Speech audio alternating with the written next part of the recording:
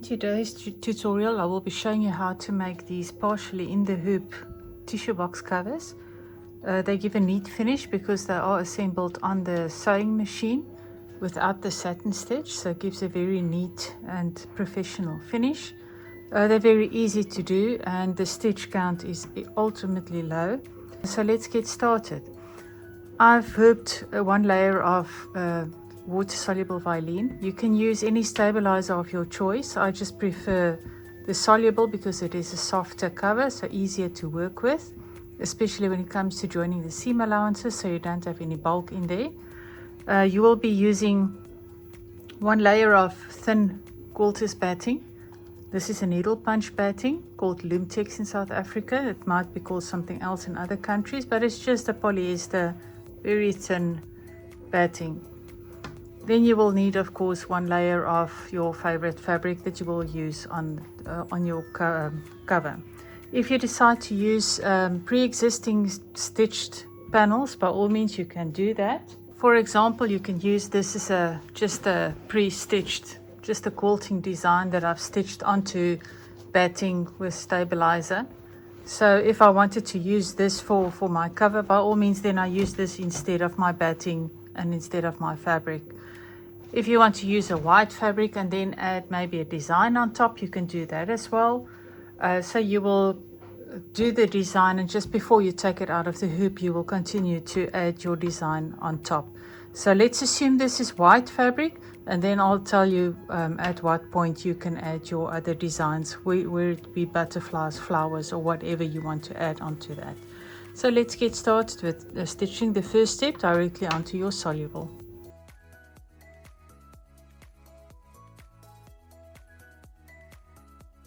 This is basically just a placement stitch to show you where to place your batting. As we don't want batting in the seam allowances, we're going to just add the batting, and then the next step that we'll stitch will allow us to cut away the batting a little bit smaller so that it does not come in the way of your seams. So place a layer of batting and then stitch your next step.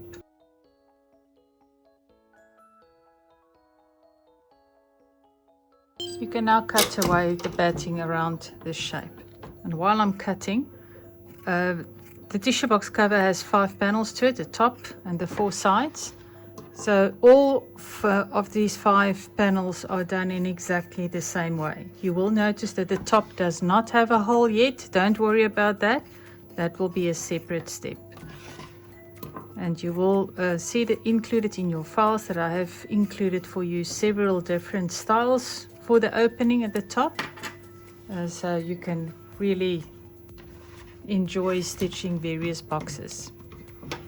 After this step where you've cut away the batting, you can now add your fabric, and I recommend that you at this stage spray with 505 spray along the sides and then place your fabric where you want it.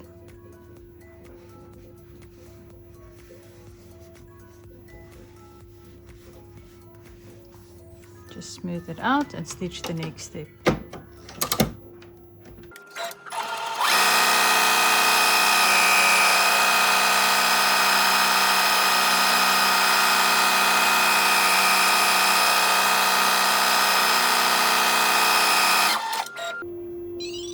That is it for this file. But if you wanted to stitch pictures on top, by all means just take into consideration that you can print your templates for your tops. This is the top that I've stitched now. So just bear in mind the opening you will choose to stitch on top. So if you have a picture stitching on, of course you will keep your picture to the edge. And remember that there's a 1/4 seam allowance on the sides here. So you have a very narrow area where you can add little butterflies or flowers and such, or a name, whatever you'd like to add on top. That said, it might be better for you to print out the templates included in your file so that you can get accurate placement where you want your designs to be. So we will continue to stitch the sides now in exactly the same way. They will all look the same. Just mark them perhaps on the back with a marker. Just mark this as your top, and you mark your sides so that you don't get confused with one of your sides and your top, because they look exactly the same. The opening is added at a later stage, so let's finish the sides now, and then I will be back to show you more.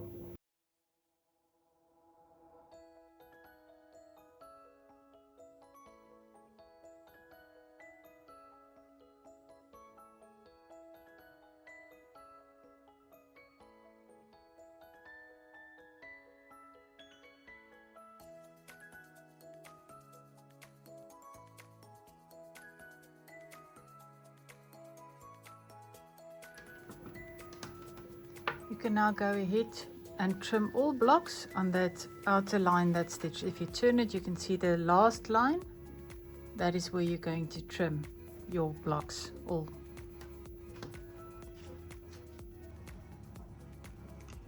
I have all my blocks stitched out. Mine are all just on plain fabric, as this is a custom GoCustom pattern. We want to allow you to add your own designs on top.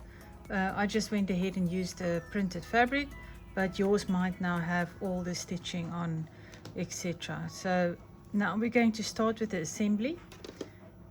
Now you will need to see which one is your top panel. Now your side panels are a little bit narrower, like you can see here, than your top panel, and your top panel has also center markings where the side panels does not have. These center markings will be used later on to determine the center for our hole that we're going to add.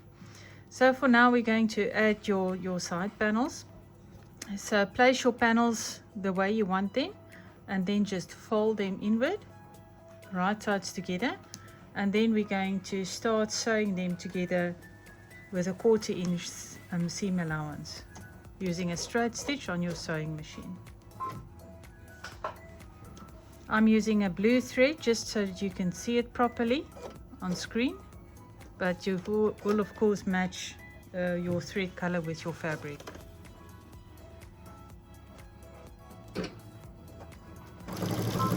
Now for those who don't have an accurate 1/4 inch foot, you will see that there are 2 stitch lines you can see from the top.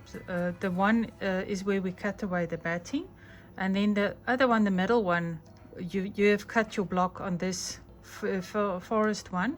The middle one is actually your 1/4 seam allowance. So if you want to just stitch on top of that stitches, making sure your edges are lined up, and it will be a perfect 1/4 inch seam allowance.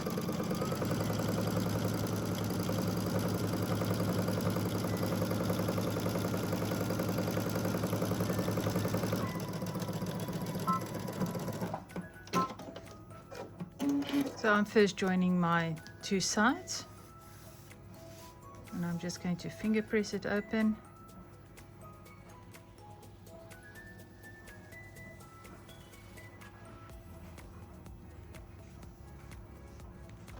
And then I'm going to add the other side.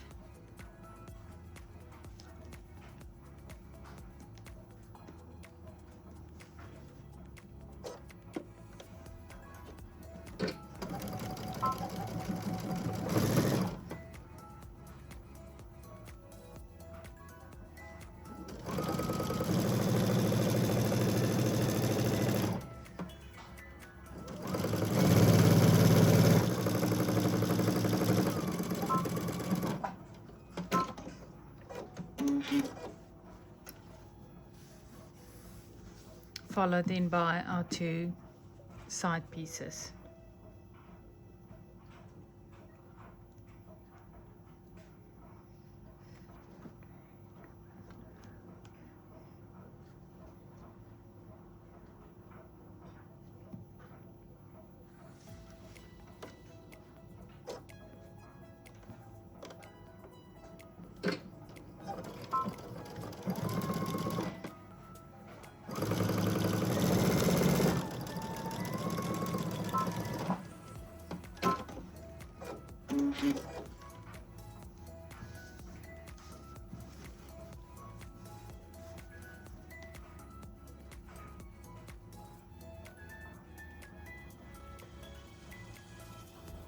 And I'm lining up this 1/4 inch line with the fold where I've joined those two to make sure that on both sides that I'm only stitching from that corner to the bottom corner, so I'm not stitching from the top there.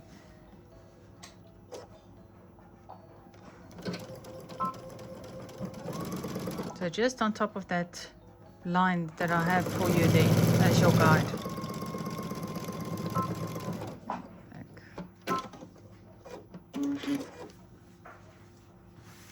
And we're now going to go to the cutting board, and we're going to use this as a template to cut our lining. So you will be cutting an exact copy of this pattern that you see here. I went ahead and I've cut from a different fabric, as this would be my lining. I've cut an exact template of what I've done so far, and I'm going to place this right sides together.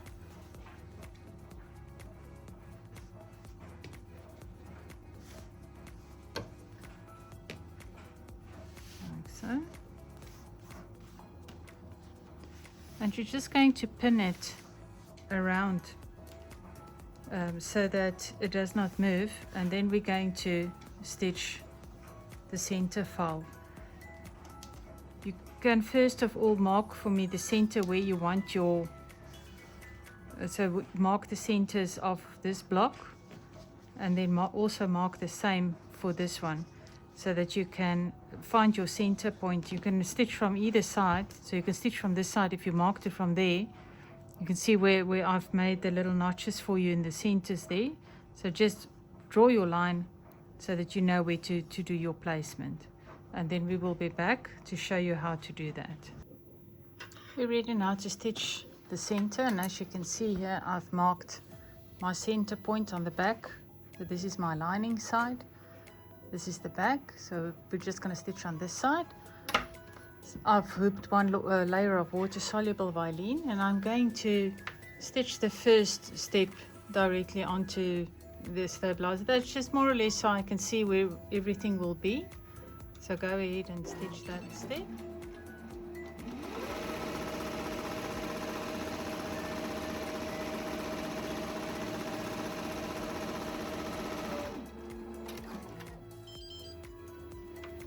And your machine will return to the center point, so you can actually put a pin through. You can see there where the center is in your hoop, and I'm going to push a pin through my center. And I've got both layers with your backing, and I'm just going to line up the center where the design will stitch with the center of where my machine is at the moment, and making sure I've got it nicely straight and in position. Slightly down, and I'm going to stitch the rest of the design.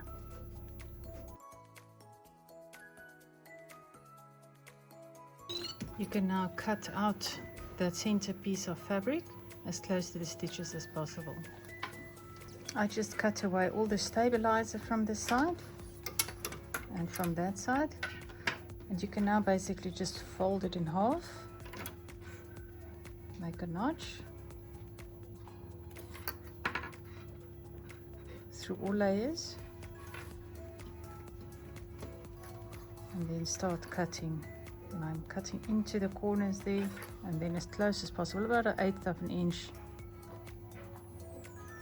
from that stitching.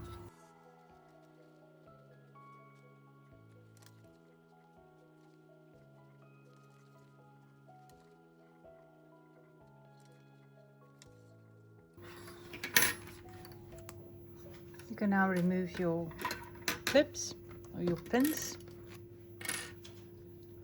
And you're now going to take this piece, you can see the two is attached, so you can take your lining now and push it through the hole to the back.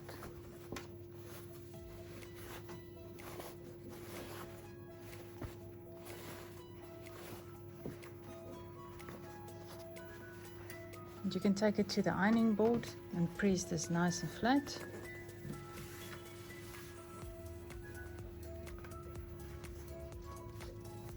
And then we'll move over to the sewing machine to finish stitching up the tissue box. I've ironed the back neatly. You can see the whole opening is neatly finished. And we're going to turn it right side now, and I'm going to top stitch all around the opening. You can use a decorative stitch if you like. I'm just going to do a normal straight stitch.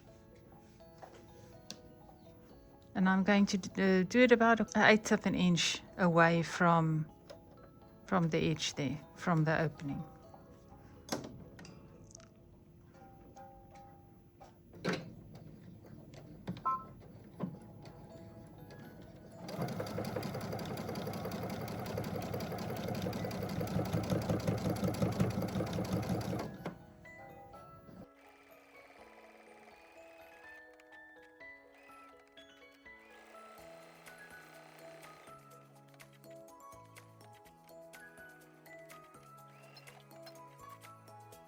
And we're now ready to join up our sides.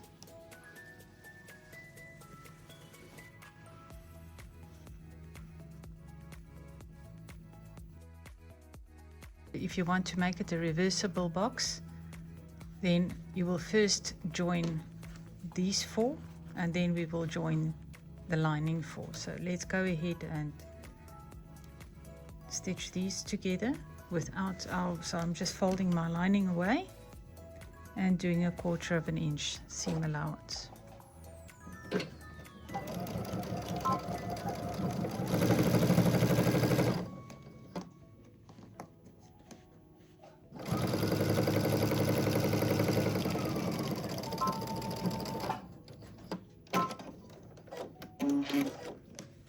Doing the same for all corners. You can see this is the outer rim of the box, and we're going to do the same with the lining side.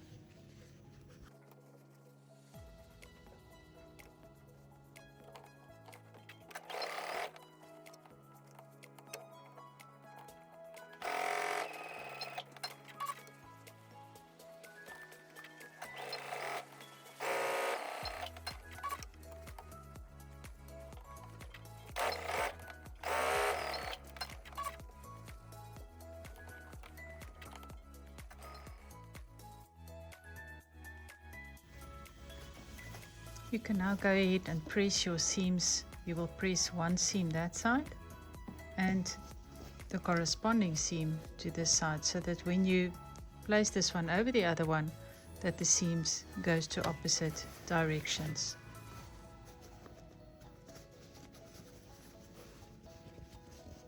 So you will then fold your lining, or it doesn't really matter which one is outside at this stage. So just make sure that your corners meet. Push the corners into one another there.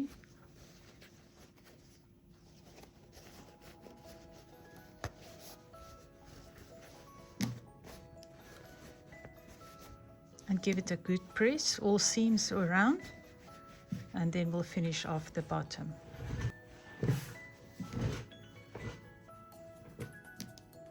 With your box all ironed neatly, we're now ready to finish the bottom. Now there's 2 ways of doing this.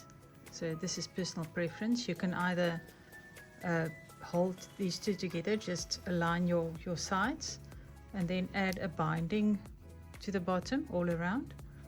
Or you can fold this 1/4 inch inward, fold this one 1/4 inch inward, iron it neatly, and then sew through to finish off your box. I'm personally going to add some binding, as I would like to bring out that color, so I'm just going to add a binding all around.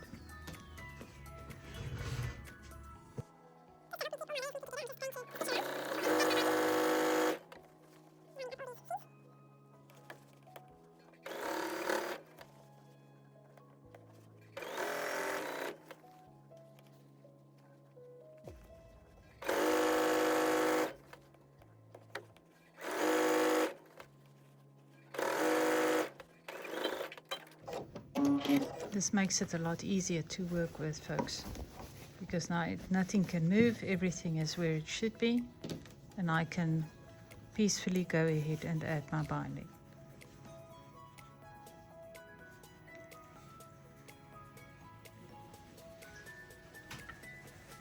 I've decided on using the same fabric as my lining. And I'm going to bring it out a little bit more than 1/4 of an inch.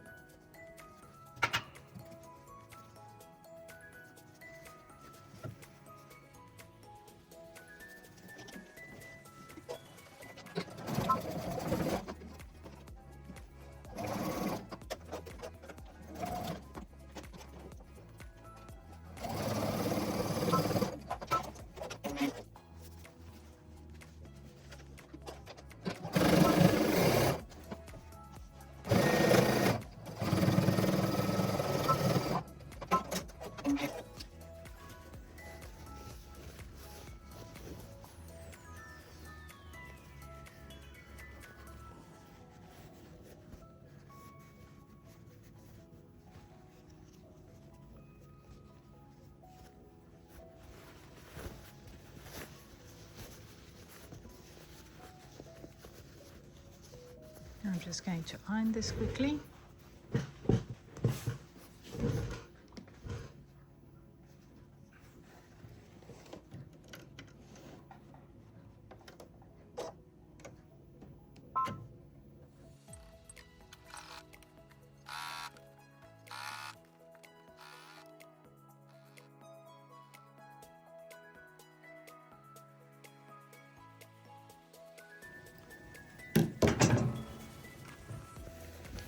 And that's it, folks, all done.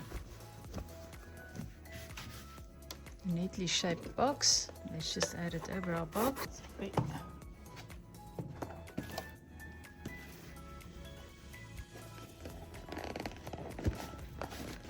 And ready to slide over our box. And there you go. I hope you enjoyed this tutorial and that you will be making your own boxes.